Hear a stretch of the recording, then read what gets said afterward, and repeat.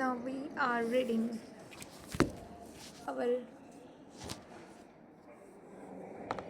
now we are simply reading another chapter of our blog. So we have covered so far the chapter that was demand and recovery, and now we are covering the next chapter, that is offenses and penalties and ethical aspect under GST. Correct? So without any further delay, let's quickly get into the video and discuss this chapter. I have hard notes as well as I have soft notes as well. So as we know that this whole block consists of 12 to 24 marks, which I told you in the morning also. So offenses and penalty and ethical aspects under GST is chapter में about this chapter. This chapter is more about the penalties to learn crime, and we need to revise it at least 4 times before our final examination. Various penalties, then general norms for penalties, detention and confiscation, punishment, offences by companies, compounding fees and ethical aspects. Please note that the amount of penalty in this chapter is provided in reference to CGST Act only. An equal amount of penalty will also be applicable in respective SGST UT-GST Act. Similarly, in IGST Act, penalty will be twice the penalty applicable in case of CGST Act. Let's say penalty is applicable for any offence of rupees 10,000 or 10% of tax amount involved, whichever is higher, and tax amount involved is 80,000 CGST. Compute the penalty in CGST and IGST. तो CGST में तो would be the same 10,000 और 10% of tax और 80,000, and for IGST क्या होगा, it will be double. तो it will be double, यानी कि 80,000 का डबल कितना हो जाएगा, देन इट विल बी 160,000. 160,000 का 10% कितना होता है, 16,000, और 20,000 विच एवर इज़ हायर. तो इस हिसाब से the penalty would be this. Penalty applicable in CGST would be 10,000 और 10% of 80,000 CGST whichever is higher 10,000. Similar penalty would be applicable in respective SGST UT-GST Act. Penalty applicable in IGST would be 20,000, और 20,000 कैसे हुआ, मैंने आपको बताया कि 20,000 और 10% of 1,60,000, यानी कि 16,000. तो 16,000 और 20,000 whichever is higher, that is 20,000 in our case. Penalty for certain offences section 122. अब देखो सेक्शन 122 में सेक्शन 122 सब सेक्शन 1 में there are 21 offences if I am correct. So we have 21 offences in this chapter. If any taxable person commit any of this 21 offenses, अगर कोई भी taxable person खुद से मतलब वो खुद कमिट करता है ये 21 ऑफेंसेस रिलेटेड टू इनवॉइस. अब इसे बाइफरकेट कर रखा है कि कुछ ऑफेंसेस जो है वो इनवॉइस से रिलेटेड है, एंड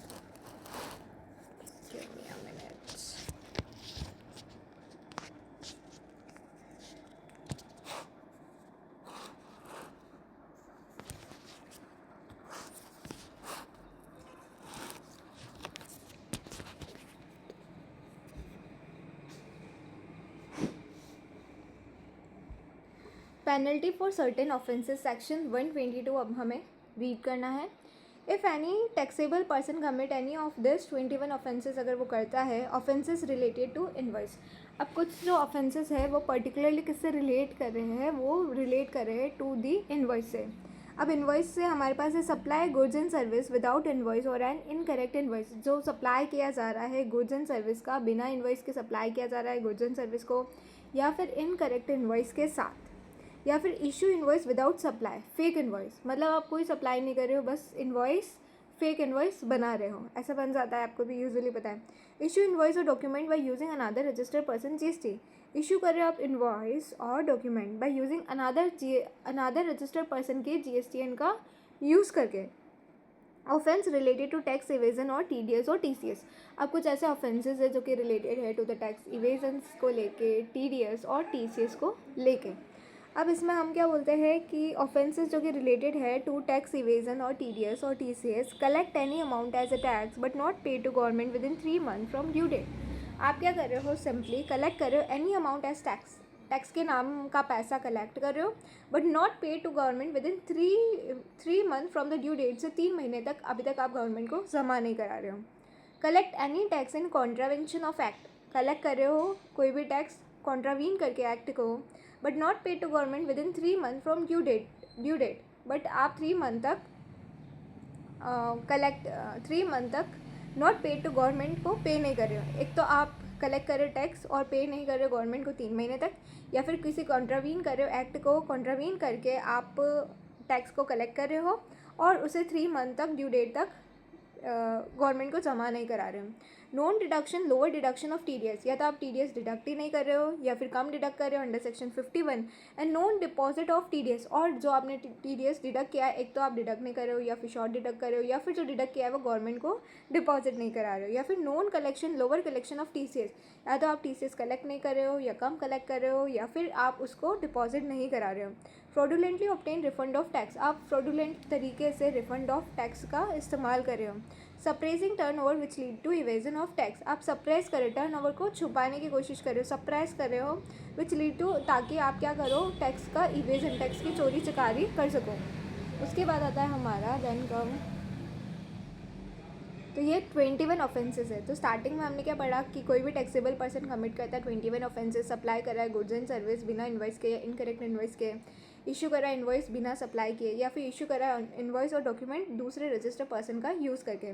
उसके बाद other related tax evasion TDS और TCS को लेके कलेक्ट कर रहे हो टैक्स, बट उसे डिपॉजिट नहीं कर रहे हो गवर्नमेंट को within due date, within 3 month from the due date तक, या फिर आप कलेक्ट कर रहे हो टैक्स कॉन्ट्रावीन करके किसी एक्ट को within 3 month from due date, या फिर आप TDS डिडक्ट नहीं कर रहे हो, कम डिडक्ट कर रहे हो, कलेक्ट नहीं कर डिडक्ट नहीं कर रहे हो, कम डिडक्ट कर रहे हो, या फिर डिपॉजिट नहीं कर रहे हो, कलेक्ट नहीं कर रहे हो, कम कलेक्ट कर रहे हो, या फिर again non deposit of TCS collected to fraudulently obtain कर रहे हो रिफंड ऑफ टैक्स, सप्रेस कर रहे हो turnover which lead to evasion of tax.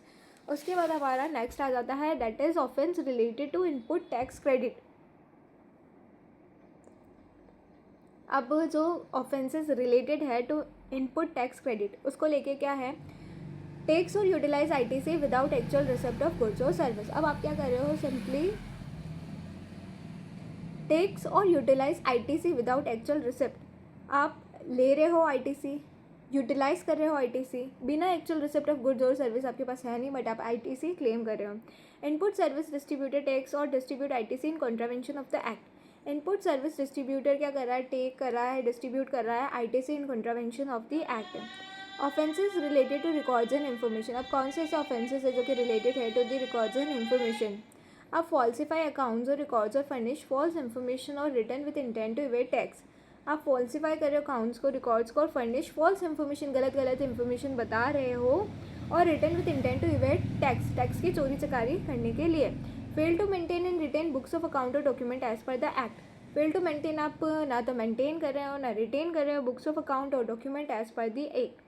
Fail to furnish और furnish false information called by any officer, आप फेल टू फर्निश नहीं कर रहे हो या फर्निश फॉल्स इन्फॉर्मेशन फर्निश कर रहे हो called by any officer. Tamper और डिस्ट्रॉय एनी मटेरियल एविडेंस और डॉक्यूमेंट, आप टेम्पर या फिर आप डिस्ट्रॉय कर रहे हो कोई मटेरियल एविडेंस और डॉक्यूमेंट्स को मिटाने की कोशिश कर रहे हो। प्रिवेंट और obstruct any officer in discharge of his duty, उसको डिस्चार्ज करने के लिए आप मतलब उससे रोक रहे हो, प्रिवेंट कर रहे हो।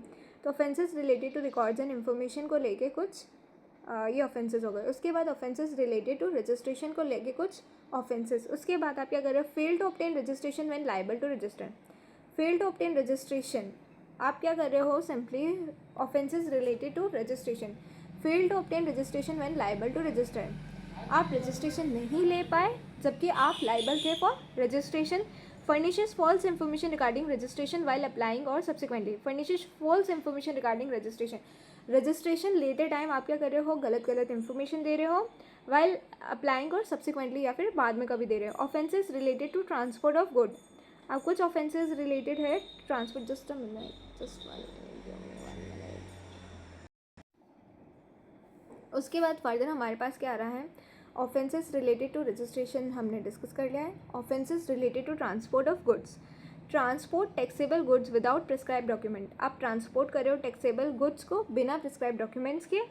सप्लाई, ट्रांसपोर्ट और store goods which are liable for confiscation, supply कर रहे हो, ट्रांसपोर्ट कर रहे हो स्टोर गुड्स जो कि which are liable for confiscation यानी कि जब्त हो चुके हैं। डिस्पोज और tamper with goods which has been detained, seize और attach, he shall be liable to a penalty of 10,000 for CGST, 20,000 for IGST or amount of tax or ITC or refund involved whichever is higher। तो ये हो जाते हैं हमारे यहाँ पे 21 offences complete तरीके से। इसको हम रिकॉल करेंगे 2 बार और उसके बाद वी विल, ताकि हमें 21 ऑफेंसेस तो याद नहीं होंगे आज के आज, बट हमें सीक्वेंस तो पता चले कि एक तो TDS वाला है, एक फॉल्स डॉक्यूमेंट से रिलेटेड है, फॉल्स रजिस्ट्रेशन से रिलेटेड है, मतलब थोड़ा बहुत तो हमारे दिमाग में उसका ऑर्डर तो सेट हो। तो एक बार हम फिर से इसको रिकॉल करते हैं one more time. What are simply the 21 offences under section 122(1)। तो देखो इसमें क्या होता है, simply if any taxable person, अगर कोई भी टैक्सेबल पर्सन जो है कमिट कर रहा है any of this 21 offences, if any taxable person commit any of these 21 offenses related, number 1 first block आ जाता है हमारे ऑफेंसेस जो कि रिलेटेड है किसको लेके, ऑफेंसेस जो कि रिलेटेड है इनवॉइस को लेके, offences related to invoice. Supply goods और सर्विस विदाउट इनवॉइस और एन इनकरेक्ट इनवॉइस, आप सप्लाई कर रहे हो गुड्स और सर्विस या तो बिना इनवॉइस के या फिर इनकरेक्ट, सप्लाई तो कर रहे हो आप इस केस में, ऑफेंसेस जो कि इनवॉइस को रिलेटेड, आप सप्लाई करें गुड्स और सर्विस बिना इनवॉइस के या फिर इनकरेक्ट इनवॉइस के। सेकंड केस में हमें बोला जाता है कि आप इनवॉइस इशू करें पर सप्लाई नहीं करें। थर्ड केस में हमें बोला जाता है इशू इनवॉइस और डॉक्यूमेंट बाय यूजिंग किसी और रजिस्टर्ड पर्सन का GST यूज़ करके आप इनवॉइस को इशू कर रहे हो। तीन केस क्लियर आपको। सबसे पहले तो आप सप्लाई तो कर रहे हो गुड्स और सर्विस, बट उसमें आप क्या कर रहे हो, इनवॉइस नहीं इशू कर रहे हो या फिर इनकरेक्ट इनवॉइस इशू कर रहे हो।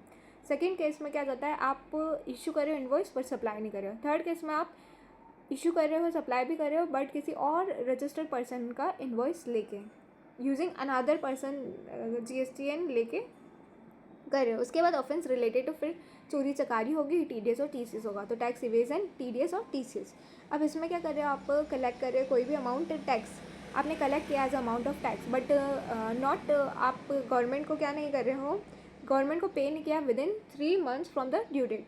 सेकेंड केस में आपने कलेक्ट तो किया है टैक्स, बट किसी एक्ट को कॉन्ट्रावीन करके और गवर्नमेंट को डिपॉजिट नहीं किया है, गवर्नमेंट को पे नहीं किया है within 3 months from the due date. उसके बाद नॉन डिडक्शन, या तो आप TDS डिडक्ट नहीं कर रहे हो या कम डिडक्ट कर रहे हो या फिर डिपॉजिट नहीं कर रहे हो टू द गवर्नमेंट को जो भी आपने डिडक्ट वगैरह किया है, या तो आप कलेक्ट नहीं कर रहे हो या फिर कम कलेक्ट कर रहे हो या फिर आप क्या नहीं कर रहे हो, डिपॉजिट नहीं कर रहे हो।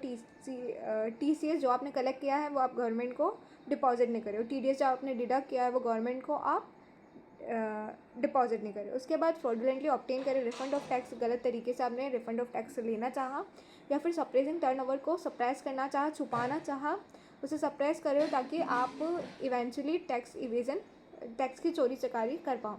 उसके बाद ये आ जाता है हमारा, तो 2 हो जाते हैं, एक तो इन्वॉइस से रिलेटेड या फिर हमारा tax evasion, TDS TCS। Third वाला ब्लॉक आता है हमारा जो कि ऑफेंस रिलेटेड है to the input tax credit को लेके। अब आप क्या कर रहे हो, टैक्स और यूटिलाइज ITC ले रहे हो, आप यूटिलाइज भी कर रहे हो ITC विदाउट एक्चुअल रिसिप्ट, आपके पास गुड्स और सर्विस की रिसिप्ट नहीं है तो भी आप ले रहे हो ITC और यूटिलाइज कर रहे हो। उसके बाद इनपुट सर्विस डिस्ट्रीब्यूटर टेक्स और distribute ITC in contravention of the act. फिर आप क्या कर रहे हो, इनपुट सर्विस डिस्ट्रीब्यूटर टेक्स और डिस्ट्रीब्यूट ITC ले रहे हो इन कॉन्ट्रावेंशन ऑफ द एक्ट। तो इनपुट सर्विस डिस्ट्रीब्यूटर आप क्या कर रहे हो, इनपुट सर्विस डिस्ट्रीब्यूटर टेक्स और डिस्ट्रीब्यूट कर रहे हो ITC in contravention of the act.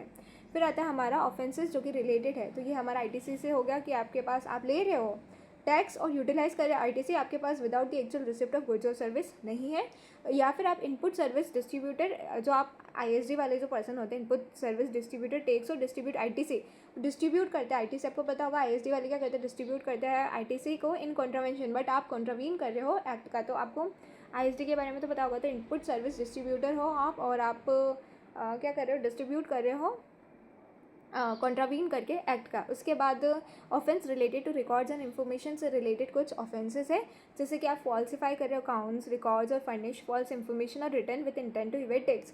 आप क्या कर रहे हो, फॉल्सिफाई अकाउंट्स, रिकॉर्ड्स और फर्निश फॉल्स इन्फॉर्मेशन, मतलब आप फॉल्सिफाइज अकाउंट्स गलत बता रहे हो, रिकॉर्ड्स फर्निश फॉल्स इन्फॉर्मेशन गलत इन्फॉर्मेशन बता रहे हो, return with intent to evade tax की चोरी चकारी आपको करनी है इस वजह से, या फिर फेल्स टू मेंटेन और रिटेन बुक्स ऑफ अकाउंट और document as per the act, या फिर आप फेल टू मेंटेन और रिटेन बुक्स ऑफ अकाउंट, और उसके अलावा हम बोल सकते हैं आप क्या कर रहे हो, सिंपली आप फेल टू मेंटेन और रिटेन बुक्स ऑफ अकाउंट नहीं है, आपके पास डॉक्यूमेंट नहीं है, आप मेंटेन एंड रिटेन नहीं कर रहे हो, फेल टू फर्निश और furnish false information called by the officer any officer, और आप फेल टू फर्निश आप गलत इन्फॉर्मेशन बता रहे हो जब किसी ऑफिसर ने आपसे मांगा है, या tamper and destroy any material evidence and document को मिटाने की कोशिश कर रहे हो, प्रिवेंट एंड ऑब्स्ट्रक्ट किसी ऑफिसर को उसकी ड्यूटी कंप्लीट करने से आप उसे प्रिवेंट कर रहे, रोक रहे हो। उसके बाद ऑफेंसेस रिलेटेड टू रजिस्ट्रेशन को लेके, तो हमने क्या पढ़ा, इनवॉइस को लेके पढ़ा, टैक्स इवेजन TDS TCS को लेके पढ़ा, देन हमने ITC और इनपुट सर्विस डिस्ट्रीब्यूटर को लेके पढ़ा, false information and records and false information को लेके पढ़ा, रिकॉर्ड्स एंड इन्फॉर्मेशन का जो ऑफेंसेस है उससे रिलेटेड पढ़ा, एंड देन रिलेटेड अब हम पढ़ रहे हैं रजिस्ट्रेशन को लेके। रजिस्ट्रेशन में fails to obtain registration when liable to register, जब आप लाइबल थे रजिस्ट्रेशन के लिए बट आपने ऑब्टेन नहीं किया रजिस्ट्रेशन, या फिर furnishes false information regarding registration while applying और सब्सिक्वेंटली फर्निश फॉल्स इन्फॉर्मेशन, आपने फर्निश किया है क्या, फर्निश किया है false information regarding registration while applying और सब्सिक्वेंटली, तो फॉल्स इन्फॉर्मेशन आपने अगर फर्निश की है जब रजिस्ट्रेशन, या तो आपने रजिस्ट्रेशन के लिए लाइबल थे रजिस्ट्रेशन नहीं लिया, या रजिस्ट्रेशन ले लिया और सब्सिक्वेंटली या फिर उस टाइम जो इन्फॉर्मेशन है वो गलत दी है। उसके बाद offences related to transport of goods के, ट्रांसपोर्ट ऑफ गुड्स से रिलेटेड कुछ ऑफेंसेस है, transport taxable goods without prescribe document, आपने ट्रांसपोर्ट किया टैक्सेबल गुड्स को आपने ट्रांसपोर्ट किया है विदाउट प्रिस्क्राइब डॉक्यूमेंट, मतलब बिना प्रिस्क्राइब डॉक्यूमेंट के ही आप टैक्सेबल गुड्स को ट्रांसपोर्ट कर रहे हो, सप्लाई कर रहे हो, ट्रांसपोर्ट कर रहे हो, स्टोर कर रहे हो goods which are liable for confiscation, आप सप्लाई कर रहे हो किसको, सप्लाई ट्रांसपोर्ट और store goods which are liable जो कि कॉन्फिस्केशन में आ गए उनको आप ट्रांसपोर्ट कर रहे हो, सप्लाई कर रहे हो, डिस्पोज और tamper goods which has been, जो गुड्स सीज हो गए, डिटेन है, अटैच, उसको आप डिस्पोज करने की कोशिश कर रहे हो, तो आपको इन सबको मिला के क्या पेनल्टी लगेगी 10,000 और 10% of tax whichever is amount of tax और ITC refund involve which ever is आए 10,000, इसमें आपको पेनल्टी लगेगी 10,000 CGST UTGST SGST में, 20,000 IGST में, और दी अमाउंट ऑफ टैक्स, और जितना भी आपका अमाउंट ऑफ टैक्स है या ITC रिफंड इन्वॉल्व है जो भी हायर होगा उतना। अब आता है हमारे पास सेक्शन 122(1)(a, तो सेक्शन 122(1) में ये होता है कि जो पर्सन कमिट कर रहा है उस पर ये सारी पेनल्टी। अब 122(1)(a पे इसमें ऐसा होता है कि जिस पर्सन को बेनिफिट हो रहा है या जो इसका इंस्ट्रक्शन दे रहा है तो ये डिफरेंस आ जाता है। तो देखो अब हम पढ़ेंगे 122(1)(a।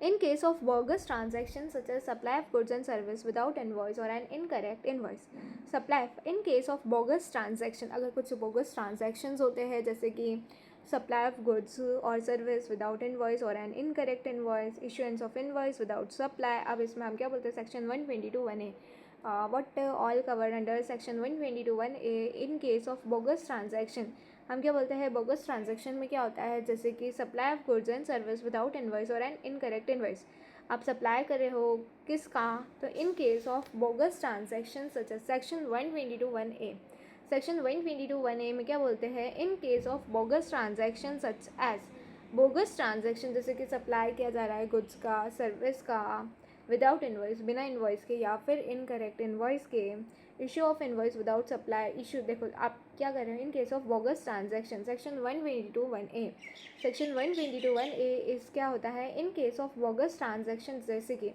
Such as supply of goods and service without invoice और एन इनकरेक्ट इनवॉइस, आप सप्लाई कर रहे हो गुड्स का सर्विस का विदाउट इनवॉइस, बिना इनवॉइस के या फिर इनकरेक्ट इनवॉइस का, अब इशू कर रहे हो इनवॉइस विदाउट सप्लाई, एक तो आप सप्लाई कर रहे हो गुड्स एंड सर्विस बिना इनवॉइस के, वही वाला केस आ गया, सप्लाई कर रहे हो गुड्स और सर्विस का बिना इनवॉइस या फिर इनकरेक्ट इनवॉइस, इशू कर रहे हो इनवॉइस तो इशू कर रहे हो बट सप्लाई नहीं कर रहे हो, या फिर आप यूटिलाइज कर रहे हो या ITC बिना actual receipt of goods and transaction, वही सारे ऊपर वाले ट्रांजेक्शन आ गए, या फिर आप क्या कर रहे हो ISD टेकिंग डिस्ट्रीब्यूटिंग ITC को डिस्ट्रीब्यूट कर रहे हो, इनपुट सर्विस डिस्ट्रीब्यूटर जो डिस्ट्रीब्यूट करता है ITC को कॉन्ट्रावीन करके एक्ट का, या फिर penalty equivalent to tax amount और ITC involve shall be levied on following person on whose instruction such a transaction happen, अब यहाँ पे कोई इंस्ट्रक्ट कर रहा है तो उस पर पेनल्टी है, and person who has been जिससे इन ट्रांजेक्शन को करवा के बेनिफिट हो रहा है, Section 122(1) prescribe penalty for the person who has committed the offences.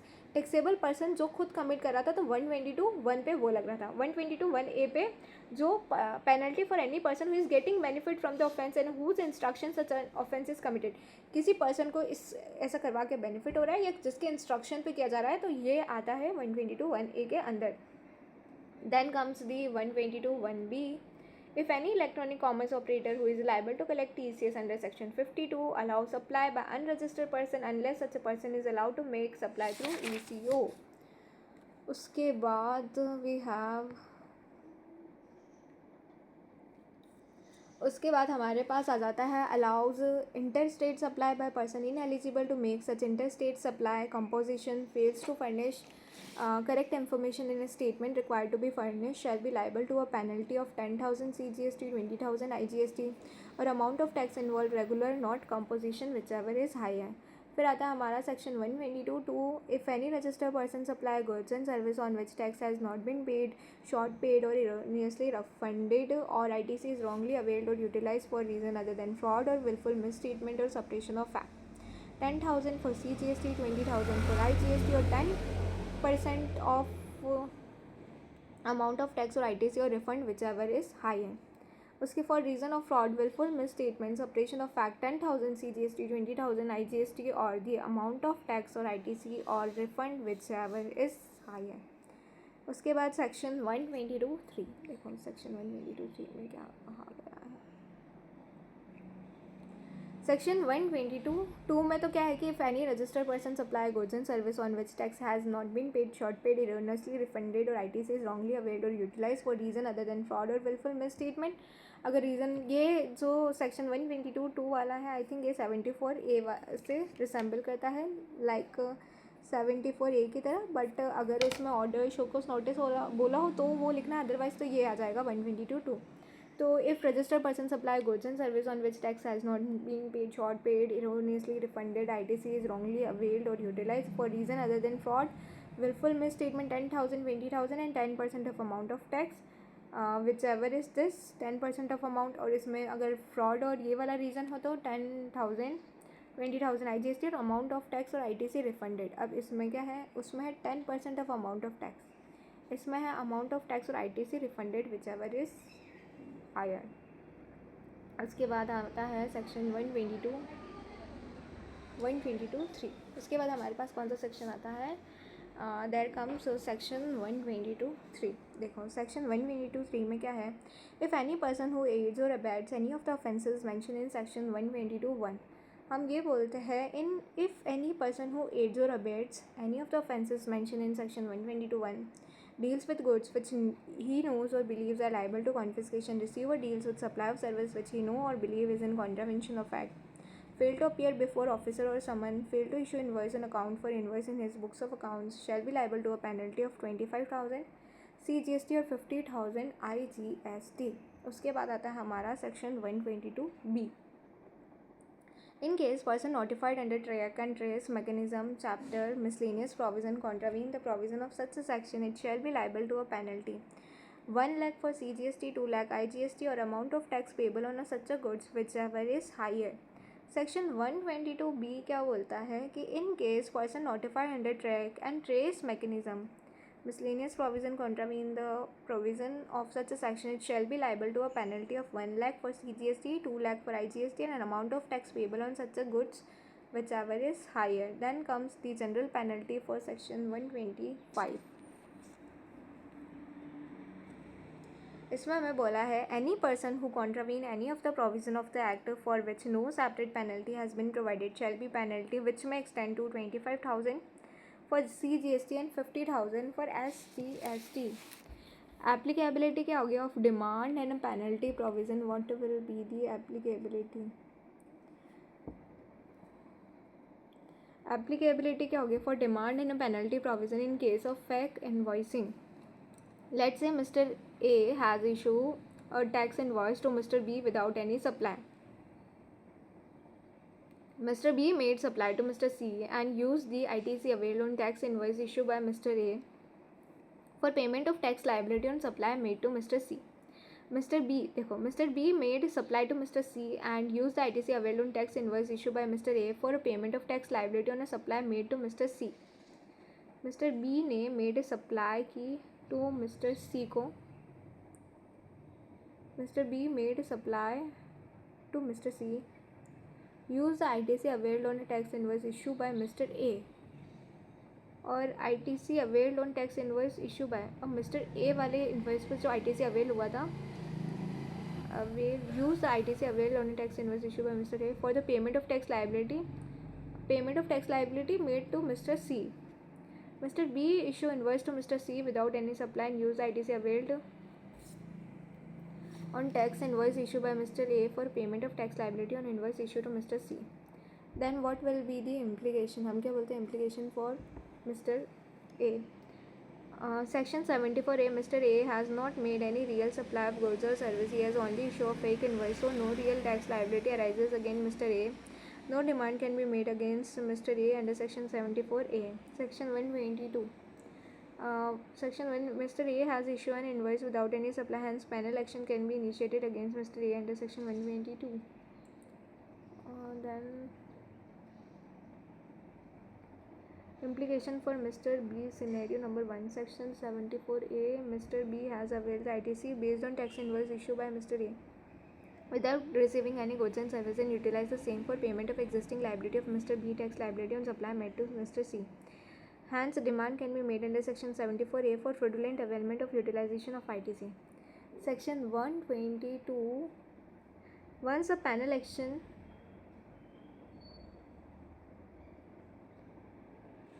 implication for scenario number 1.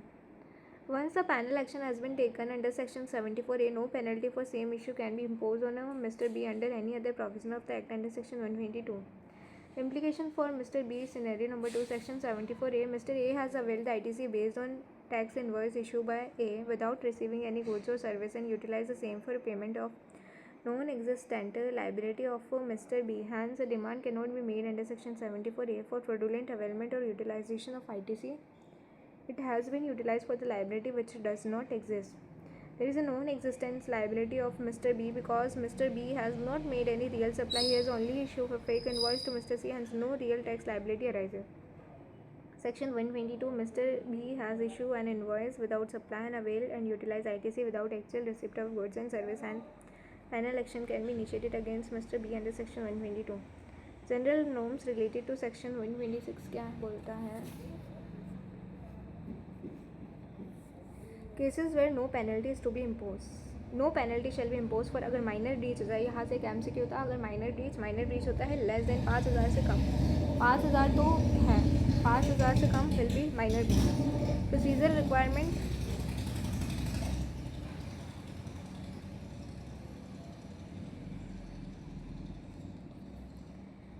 procedural requirement of law, omission or mistake which is easily rectifiable, error apparent on a face of record made without fraudulent intent or gross negligence.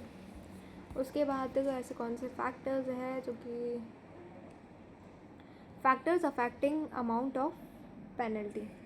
Penalty shall depend upon the degree and severity of the breach. Voluntary disclosure by taxpayer can be considered as a mitigating factor in quantifying the penalty. Other point, no penalty shall be levied without giving opportunity of being heard, issuance of show cause notice and chance of hearing. Order imposing penalty shall specify the nature of breach and provision under which penalty is levied. Section 126 is not applicable if penalty is imposed as a fixed sum or percentage. Then आता है हमारा, then comes the detention and seizure, section 129. If any person, अगर कोई भी, देखो section 129 is detention and seizure, section 129. We are quickly reading this chapter to get the thorough understanding of the same. We are not recalling at this moment. We will recall it one more time, obviously, in a more cramming way. Currently, though, we are getting the understanding of the provisions from section 122 and till 130.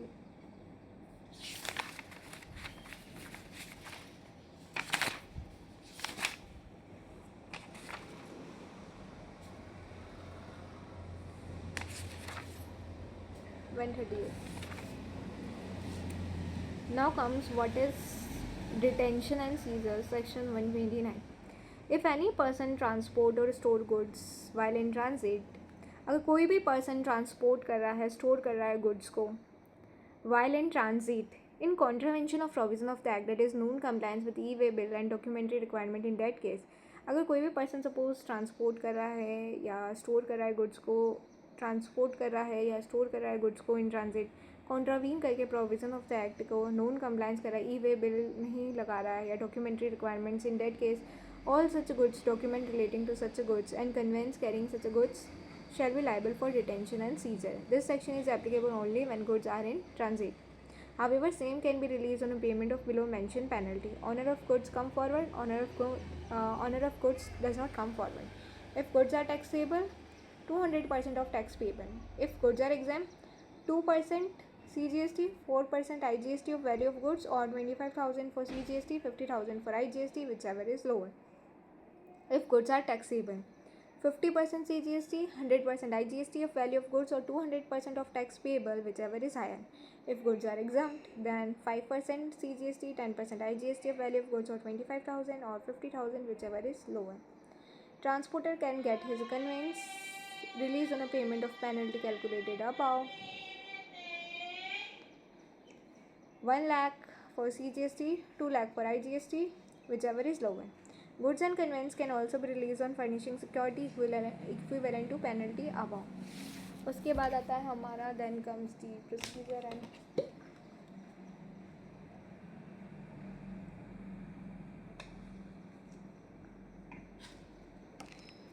then हमारा next come that is procedure and other points. Proper officer shall issue करेगा show cause notice within 7 days of detention or seizure, specifying the penalty payable, and pass an order to pay penalty within 7 days of serving the show cause notice. If person fails to pay penalty within 15 days of receipt of order, goods and conveyance detained or seized shall be liable to be sold or disposed. However, period of 15 days can be reduced by proper officer in case of hazardous or perishable goods. If consignment of goods is accompanied with an invoice or any other specified documents and also an e-way bill, section 129 may not be initiated in the following cases. If consignment of goods is accompanied with an invoice or any other specified document, also an e-way bill, तो फिर उस case में 129 applicable नहीं होगा.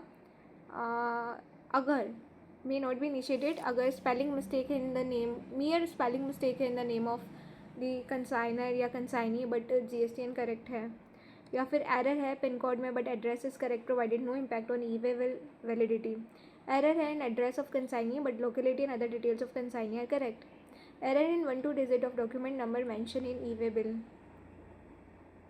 Error in HSN code if first 2 digit are correct and rate of tax is correct. उसके बाद error in 1-2 digit of vehicle number. In such a case penalty of 500 for CGST, 1000 for IGST can be levied. फिर आता है हमारा confiscation of goods और conveyance, section 130. Confiscation of goods और conveyance क्या है? Conveyance, if any person supply और receive goods in contravention of the act with intent to evade tax does not account for goods liable to tax.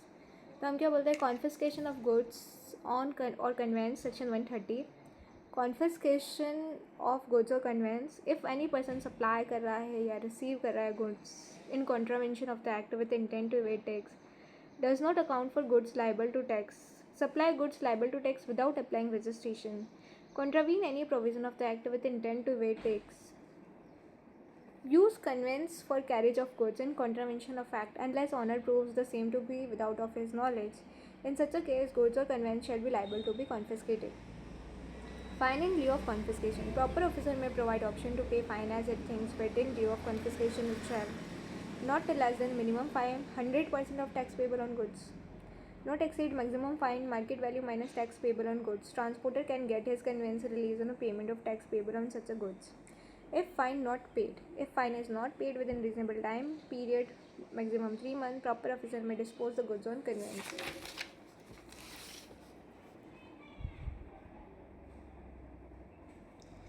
Then आता है हमारा punishment for certain offence, that is section 132. If any person commit or cause to commit and retain benefit from the following offences. If any person commit or causes to commit and retain benefit from the following offences. Offences जो कि related है to invoice, supply goods and service without invoice, issue invoice without supply leading to wrongful availment of ITC और utilisation of ITC और refund, offences related to tax evasion और TDS और TCS. Collect any amount as tax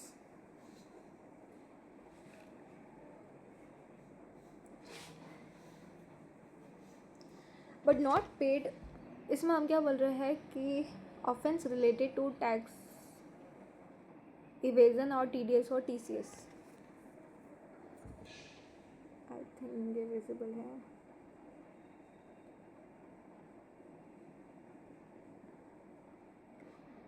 If the offense is related to tax evasion, TDS or TCS. Tax evasion, TDS or TCS. Correct. Collect any amount as a tax but not paid to government within 3 months from due date. Evade tax or fraudulently obtain refund of tax. Offense related to input tax credit. Avail ITC using fake invoice or without invoice. Offense related to recording information. Falsify accounts or records of finance false information and return with the intent to evade tax. Offense related to transport of goods. Deal with goods which he knows or believes are liable to confiscation. Deals with the supply of service which he knows or believes is in contravention of the act. Attempt to commit or abets the commission of any of the above offences. He shall be punishable as below. However, previous sanction of commissioner is required. If tax evaded or ITC wrongly availed, utilized or refunded wrongly taken. Agar if the amount is more than 5 crore, then 6 months to 5 years plus fine. But more than 2 crore but less than equal to 5 crore, then the punishment would be 6 months to 3 years plus fine. Issue of invoice without supply leading to wrong availment, utilization of ITC or refund. More than 1 crore, less than equal to 2 crore, 6 months to 1 year plus fine. Repeat offence under section 132, any amount, 6 months to 5 years plus fine. If any person falsify accounts or records or furnish false information or written with an intent to evade tax or abets the commission of the same offence shall be punishable with imprisonment up to 6 months or fine or both. इसके बाद for initiating prosecution offences are classified as cognizable and non-cognizable as below. Cognizable offence, non-cognizable offence. Cognizable offence आदि offence जो काफ़ी serious nature की होती है. Non cognizable जो कि थोड़ा कम सीरियस की होती है. कॉग्निजेबल में आपको बेल नहीं मिलती है, नॉन कॉग्निजेबल में मिल जाती है. कॉग्निजेबल में कोई वारंट इशू नहीं होता है, नॉन कॉग्निजेबल में वारंट इशू होता है, at the same time bail भी मिल जाती है. तो offences which are of serious nature are the cognizable offences. यहाँ से क्वेश्चन ड्राफ्ट होता है theoretical one. Offences which are of less serious in nature are non cognizable offence. Warrant is not required to arrest in such offence. यहाँ पे warrant दे के arrest नहीं किया जाएगा, डायरेक्टली अरेस्ट कर देंगे. Cognizable offence are because these are non bailable. Warrant is required to arrest in a offence like a non cognizable and non-cognizable are bailable, whereas cognizable are not bailable where there is no issue of warrant. उसके बाद below mention offence shall be classified as cognizable, that is if the amount, अगर amount जो है वो 5 करोड़ से exceed होता है तो ही वो offence cognizable में count होगा. जैसे आपने सप्लाई कर लिया गुड्स और सर्विस, तो सप्लाई कर ली बट इन्वॉइस इशू नहीं किया, विदाउट इन्वॉइस, ठीक है. या फिर ये जो है वो कॉग्निजेबल में आते हैं अगर अमाउंट 5 करोड़ से एक्सीड होता है, अदरवाइज सारे नॉन कॉग्निजेबल ही बन जाएंगे. ये टोटल 4 ही केसेस है ऐसे. एक तो आप सप्लाई करें गुड्स और सर्विस बिना इशू ऑफ इन्वॉइस किए, या फिर इशू करें इन्वॉइस विदाउट सप्लाई. इन्वॉइस तो इशू करे, सप्लाई नहीं करे, leading to wrongful availment. Supply नहीं करे और रॉन्ग अवेलमेंट ले रहे हो आईटीसी का, यूटिलाइजेशन ऑफ आईटीसी और refund. Take ITC using fake invoice और विदाउट इन्वॉइस. आईटीसी ले रहे हो, आईटीसी लिए जा रहे हो बट इन्वॉइस नहीं है या फेक इन्वॉइस है. या collect any amount as tax but not paid to government within 3 months from the due date. ठीक है. उसके बाद आता है हमारा offences by company section 137. Correct. If offence is committed by person being company including firm, LLP, HUF, trust, then company itself and every person responsible to conduct business at the time when offence is committed shall be deemed to be guilty and liable for penalty and punishment. Person liable in case of company. कौन person liable होगा? In case of offences committed by a company, then every director, manager, secretary, and other officer shall also be deemed guilty if offence is committed with their consent and attributable to negligence by them. Person liable in case of firm, LLP, HUF, or trust. In case of offences committed by a firm, LLP, HUF, trust, then every partner, karta, managing trustee shall also be deemed guilty. Nothing contained in this section shall apply if they prove that offence is committed without their knowledge or they have exercised all due diligence to prevent the commission of such offence. अब आता है हमारा then comes the compounding of offences section 138. Cases of what are the cases of compounding? Any offence can be compounded by commissioner on a payment of compounding fee either before or after institution of prosecution except person who has been allowed to compound earlier once for offence under section 132. Cases of compounding क्या है? Any offence can be compounded by commission on a payment of compounding fee either before of except बोला है कि पहले जो compounding में आ रहा है person who has been except, these are the exceptions. कहाँ लिखा है except? Here is the except, you may find this. देखो ये रहा except. Except any offences can be compound हो सकता है by commissioner on a payment of a compounding fee either before or after institution of prosecution except this person who has been allowed to compound earlier once for offence, person who has been accused or committing offence by issue of invoice without supply leading to wrong availment, utilization of ITC or refund, person who has been convicted for an offence under this act by the court. Minimum 25% of tax, maximum 100% of tax. This is the compounding. On a payment of compounding fee, no further proceeding shall be initiated in respect of such an offence and if already initiated proceeding shall stand abated. उसके बाद what are the other points to cover? Commissioner जो है that the same shall accept, reject application for compounding within 90 days. Application is allowed only if tax interest penalty has already been paid. Applicant shall pay compounding fee within 30 days of order for compounding. Offence wise compounding fee, nature of offence, amount of tax or ITC involved if greater than 5 crore या फिर less than equal to 5 crore but more than 2 crore. तो उसके बाद हम बोला जाता है कि क्या आएगा, supply goods and service without invoice, takes ITC using fake invoice or without invoice, collect any amount as a tax but not paid to government within 3 months from the due date, evade tax or fraudulently obtain refund of tax, 50% of tax, 75% of tax, minimum 40% of tax. ये है हमारा amount of tax और ITC. अगर more than 5 crore है तो 50% और 75%, और 5 करोड़ से कम है बट 2 करोड़ से ज़्यादा है तो 40% और 60% of the tax. Falsify accounts or record or furnish false information and written with the intent to evade tax, deals with goods which he knows or believes are liable to confiscation, deals with the supply of service which he knows or believes in contravention, 25% of tax, 25%. Attempt to commit or abet the commission of above mentioned of offences, 25% of tax and 25% of tax. If anyone attempt to commit abet commission offence by way of issuance of invoice without supply, it cannot be condemned, hence no compounding fees prescribed for the same. If offence falls under more than one category specified above, higher compounding fee shall be applied.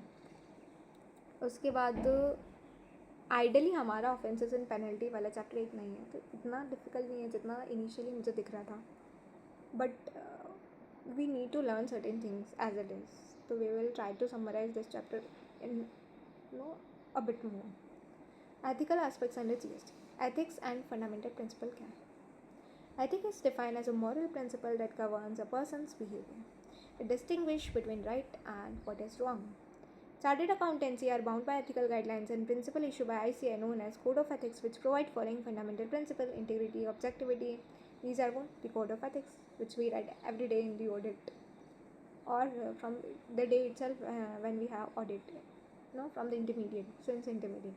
Integrity, objectivity, professional competence and due care, confidentiality and professional behavior. उसके बाद we have role of CA in GST era.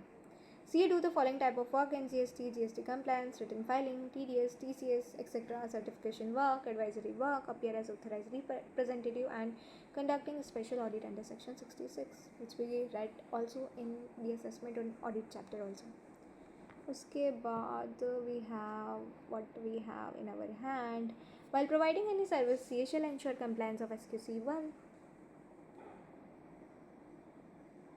come this. Okay. Quality control for firm that perform audit and review of historical financial information and other assurance and related service engagement. Professional misconduct for CA practicing under GST.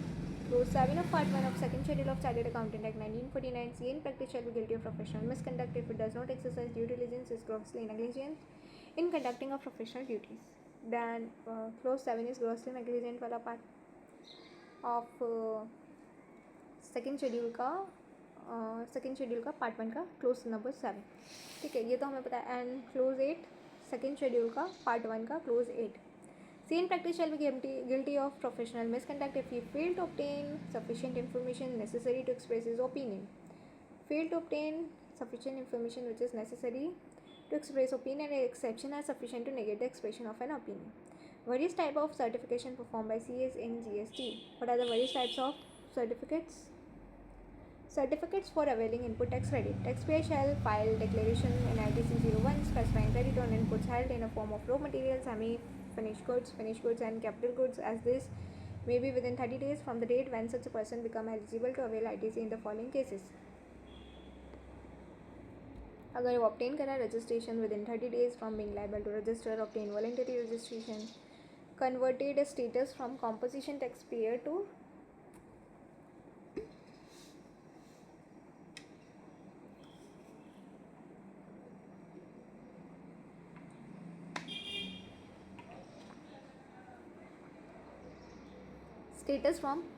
composition taxpayer to regular taxpayer. Exempt supply become taxable. Or if a claim for ITC, CGST, SGST, IGST exceeds 2 lakh, such a declaration has to be certified by the practicing C and CMA. उसके बाद we have then certification for reversal of input tax credit. Taxpayer need to reverse ITC at the time of cancellation of registration, converting status from regular taxpayer to composition taxpayer. Taxable supply becomes exempt supply on input held in a form of raw material, semi-finished goods, finished goods and capital goods on the basis of tax invoice available.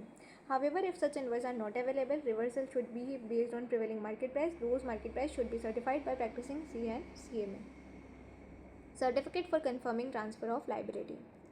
So what will be the certificate in case of sale, merger, demerger, amalgamation or transfer of business? Unutilized ITC can be transferred only if there is a provision for transfer of liability as well. Taxpayer shall file declaration in ITC 02 for transfer of ITC and shall also obtain certificate from practicing C and CMA that the provision for transfer of liability has also made in the arrangement. उसके बाद we have certificate for proof of no unjust enrichment.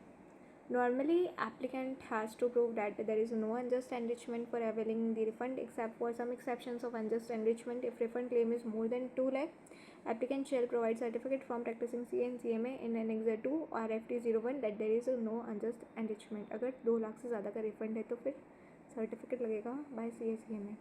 Practicing CA shall provide reasonable assurance based on examination of books, documents and records and accuracy and correctness of detail mentioned in the certificate as above. Then point to be considered by CA while doing special audit under section 66. CA must keep following point in consideration while doing special audit under section 66. CA must understand the scope and objective of special audit. CA must be unbiased, impartial, free from influence or conflict of interest. CA must refrain from engaging in activity and relationship that affect their objectivity and independence. Finding of audit should be based on facts and evidence. Audit fee for special audit under section 66 is paid by the department to CAs conducting audit. Hence, CA should not charge any separate fee from taxpayer, otherwise general penalty would be imposed on CA conducting audit for such offence. For detailed discussion about a special audit, we will read the assessment and audit chapter after covering this block. We will read that also in order, just after this order.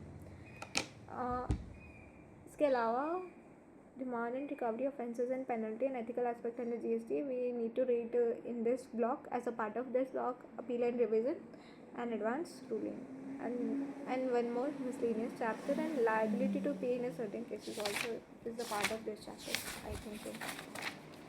So once we cover this block, then we will try to do questions of this chapter also, or what practical questions are the part of this chapter. Okay, so In this video, we have covered only offenses and penalty and ethical aspect under GST. This chapter, before reading this chapter, actually I have not did the detailed or deep analysis of this chapter earlier in any of my attempt. But I think this chapter is also coverable if we know the certain offenses, know the penalty is not that much tougher in this chapter. Simple penalty is there, and who is actually the part of offense, the registered person itself or the person who got instructed or benefited, or what happened under the confiscation goods, when the goods are in transit or something like that. So this chapter is also manageable according to me, as what I observe from this chapter. Till